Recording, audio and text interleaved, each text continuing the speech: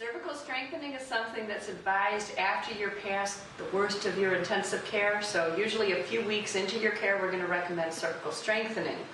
The best way to do this is just to go by your innate sense of if it's hurting too much, you're not going to do it. Frequency and duration is dependent on what the doctor recommends.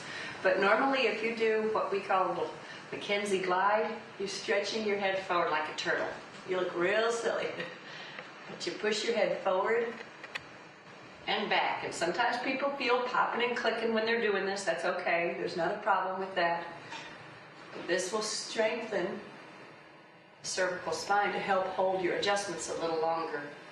And sometimes you might feel things kind of going back into the correct position. That's fine. But you're not trying to adjust yourself here. You're just trying to strengthen the cervical spine. You really should do it a good 10, 15 times, maybe 3 times in the morning and again 3 times at night. If you sit in the car a lot, another easy way to strengthen the cervical spine and the upper thoracic is to push your head against the back of the headrest. I know I sit at the stop sign or the stoplight and people might stare at me when I'm doing that, but I don't care. It's a great time to strengthen the cervical spine just by pushing directly against this. Another way to strengthen the cervical spine, and this is even with people that have disc injuries, is to, I know this seems silly, put a book on your head. It's good to put a little towel there. You get a book that's, I don't know, maybe 5 pounds, and put it up on your head and try to hold it for about 10 minutes. You don't need to necessarily walk around with it. You can sit down, you can do this while you're watching TV. But as soon as you take it off, you're going to feel like a weight has been lifted. It doesn't seem very heavy as you're first starting it.